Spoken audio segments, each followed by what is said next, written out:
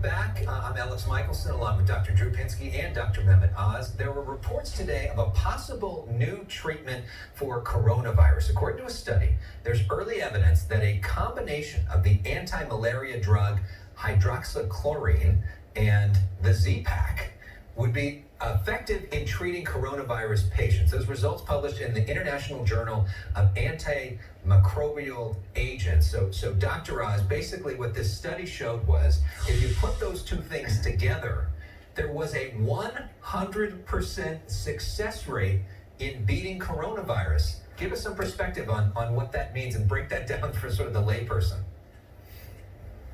Well, the biggest challenge we've had with coronavirus is that the virus is around for a long time, and the titers get pretty high, and folks are sick for that reason. But also, it makes them very infectious.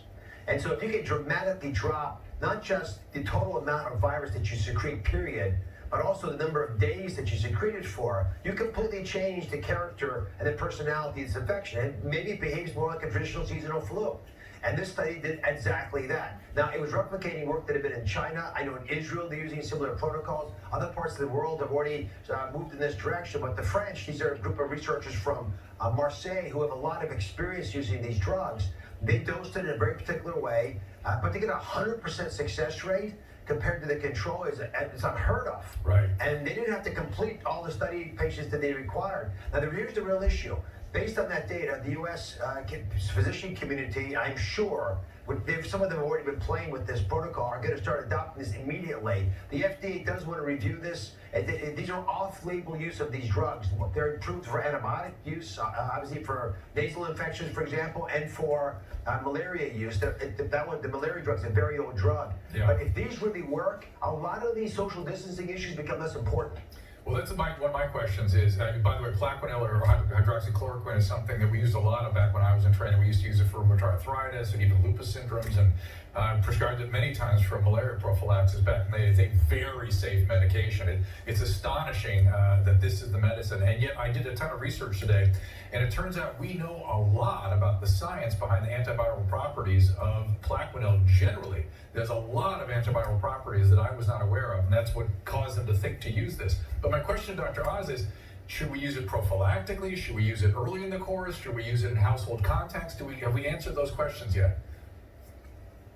We haven't answered them yet, but I talked to the famed virus hunter. Ian Lipkin was a professor at Columbia with me, and he had actually brought this up to me weeks ago and was pushing for it, had submitted an IRB actually on a related protocol.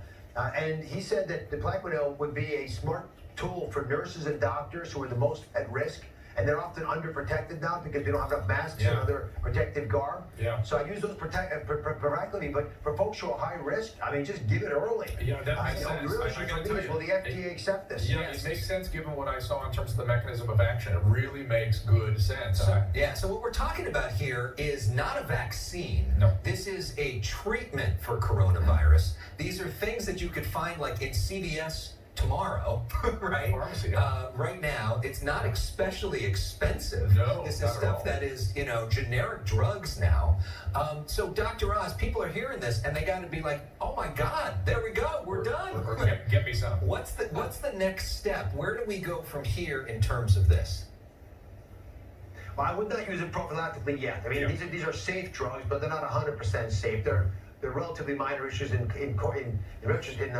context, but I still wouldn't throw it at everybody. But I do believe in high-risk patients, when they get sick, I use this pretty quickly. The FDA commissioner said this evening that he wanted to review it for a trial, but I actually suspect they could just review what the French did, immediately get something going in the U.S. so we know that with our own data that it's effective. But you would not want to hold this back for very long. People are going to be really upset if you have an effective treatment the rest of the world is already using, and we're dilly-dallying trying to make sure we cross the T's and dot the I's. And to be fair, I used to use it daily on patients with rheumatoid disease, and the only thing we ever had to do was get them a corneal checkup once a year because it's associated with corneal deposits. That's it. All right, and translation for us non-doctors. Nope. This is good. This is good. Coming up, we've got a lot.